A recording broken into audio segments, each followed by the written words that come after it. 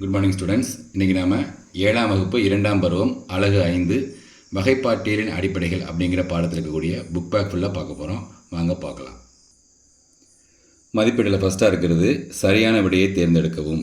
அதில் பார்த்தீங்கன்னா ஃபஸ்ட் என்னது, கீழ்கண்டவற்றுள் வகைப்பாட்டியலுக்கு எது இன்றியமையாதது? ஒற்றுமை, வேறுபாடு கொடுத்துருக்காங்க. அது இரண்டுமே ஆக்சுவலாக ஆன்சர். ஸோ நம்ம ஈன ஆப்ஷனை தேர்ந்தெடுத்துடலாம், இரண்டும். அடுத்து ஏறத்தாழ புவியில் காணப்படும் சிற்றினங்களின் எண்ணிக்கை எவ்வளவுன்னு கேட்டிருக்காங்க. எவ்வளவு நம்மளுக்கு 8.7 மில்லியன். 1 மில்லியன்னா உங்களுக்கு தெரியும் 10 லட்சம் அப்படிங்கிறது. ஸோ நீங்கள் கால்குலேட் பண்ணிக்கலாம். உயிரி உலகில் மிகப்பெரிய பிரிவு எது அப்படின்னு பார்த்தீங்கன்னா ஆவண்ண ஆப்ஷன் பேருலகம். அடுத்து 4 5 உலக வகைப்பாடு யாரால் முன்மொழியப்பட்டது? ஆப்ஷன் இ விட்டேக்கர். புறாவின் இருசொற் பெயர்? ஆப்ஷன் இஎன்னா கொலம்பா லிவியா. அடுத்து பார்த்தீங்கன்னா மாணவர்களே, கோடிட்ட இடங்கள் நிரப்புகளில் ஒரு 5 கொடுத்துருக்காங்க. ஃபஸ்ட்டு பார்த்தீங்கன்னா டேஸ் 1623 இருசொற் பெயரிடும் முறையை அறிமுகப்படுத்தினார். காஸ்பார்ட் பாஹின். சிற்றினம் என்பது டேஸ் வகைப்பாட்டு நிலையாகும், அடிப்படை வகைப்பாட்டு நிலையாகும். 3 டேஸ் பச்சையமற்ற மற்றும் ஒளிச்சேர்க்கை தன்மையற்றது, பூஞ்சைகள். 4 வெங்காயத்தின் இருசொற் பெயர்? Allium sativum. 5 டேஸ் தந்தை கரோலஸ் லின்னேயஸ் ஆவார் அப்படின்னு போட்டிருக்காங்க. ஆக்சுவலாக ஆன்சர் என்ன பார்த்தீங்கன்னா நவீன வகைப்பாட்டியலின் தந்தை கரோலஸ் லின்னேயஸ் ஆவார். அடுத்து பார்த்தீங்கன்னா ரோமன் லெட்டர் 3 சரியா அல்லது தவறா கூறு. தவறான பதிலுக்கு சரியான பதிலை கொடுக்கும்னு போட்டிருக்காங்க. ஃபஸ்ட்டு குறித்து பார்த்தீங்கன்னா உயிரினம் உருவாகுதல் மற்றும் பரிணாம முக்கியத்துவத்தை அறிய வகைப்பாட்டியல் உதவுகிறது, இது சரி. 2 மீன்கள் நீரில் வாழும் முதுகெலும்பு உடையவை ஆகும், இதுவும் சரி. 3 1979ஆம் ஆண்டு 5 உலக வகைப்பாடு முன்மொழியப்பட்டது, இது தவறு. எப்போ முன்மொழியப்பட்டதுன்னா 1969.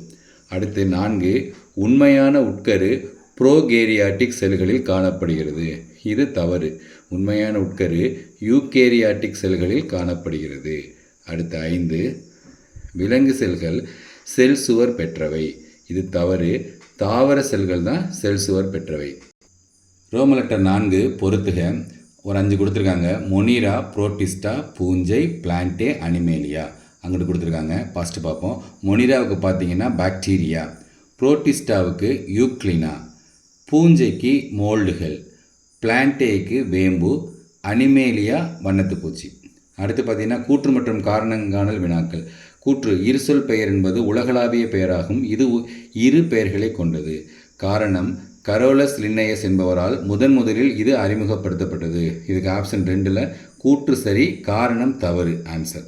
2 பார்த்தீங்கன்னா கூற்று அடையாளம் காணுதல், வகைப்படுத்துதல், தொகுத்தல் ஆகியவை வகைப்பாட்டியலின் அவசியமானவை.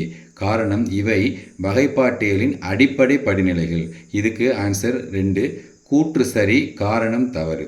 அடுத்து பார்த்தீங்கன்னா மிக குறுகிய விடையலில் இந்த பக்கத்து ஒரு 5 கேள்வி கொடுத்துருக்காங்க, இங்கிட்ட ஒரு 2, ஆக மொத்தம் 7 கேள்விகள் கொடுத்துருக்காங்க. இந்த 7மே நம்ம புக்கில் குறித்து கொடுத்துடலாம் வாங்க. முதல் கேள்வி, வகைப்பாட்டியல் என்றால் என்ன? பக்கம் 84. 84ஆம் பக்கத்தில் கீழேருந்து மேலே பார்த்தீங்கன்னா இந்த இருக்குது பாருங்கள். உயிரினங்களை அவற்றின் பொது பண்புகளின் அடிப்படையில் தொகுத்தல் உயிரியல் வகைப்பாட்டியல் எனப்படும். 2வது கேள்வி, 5 உலக வகைப்பாட்டியலினை பட்டியலிடுக. 100ஆம் பக்கத்தில் இருக்குது.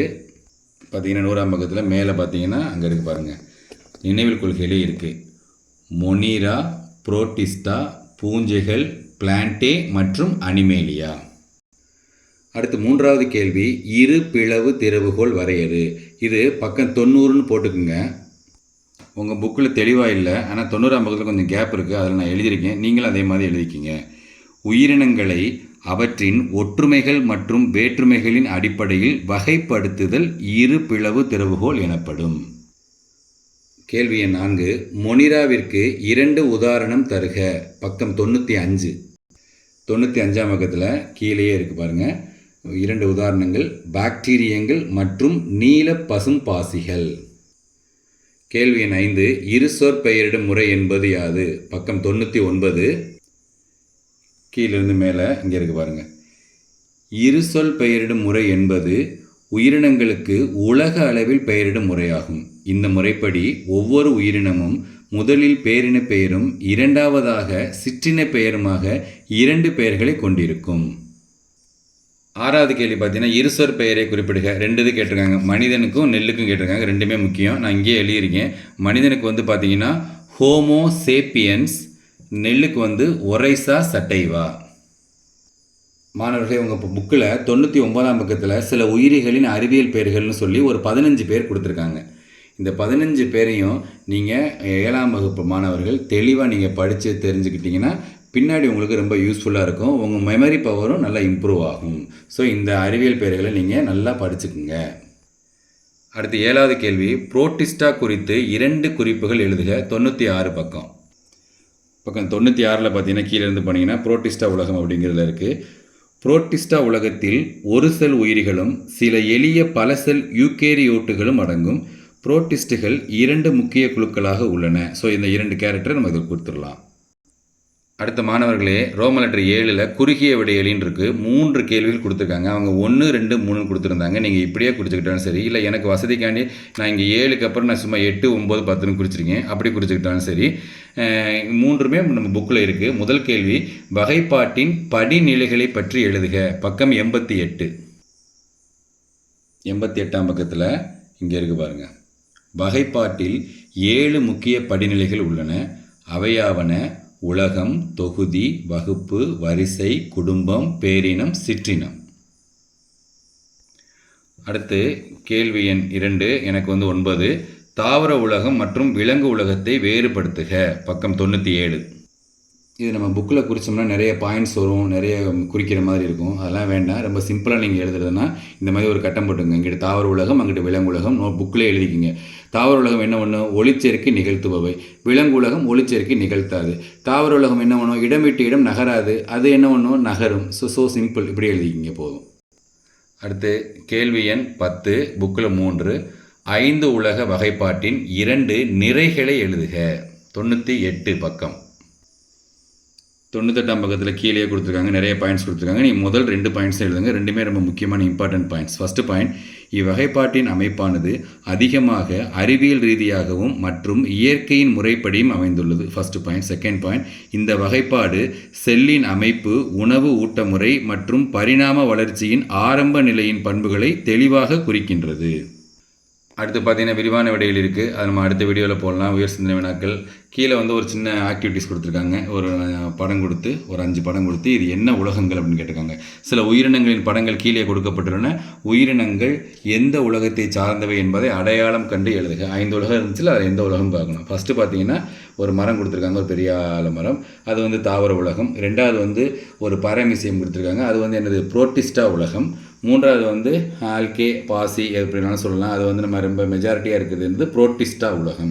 4வது விலங்குலகம். 5வது பூஞ்சைகள் உலகம். அடுத்த மாணவர்களே, இந்த பாடத்தில் செயல்பாடு ரொம்ப முக்கியமானது. நம்ம ஏற்கனவே இந்த செயல்பாடை தனியாக ஷார்ட்டில் போட்டிருக்கோம், கொஞ்சம் விளக்கமாகவே போட்டிருக்கோம். அது வேணும்னா நீங்கள் பார்த்துங்க. இதுலேயும் நம்ம இங்கே என்ன பண்ணியிருக்கோம்? நம்ம குறிச்சிருக்கோம். செயல்பாடு 2 இது. அடுத்து பார்த்திங்கன்னா இது வந்து செயல்பாடு 3.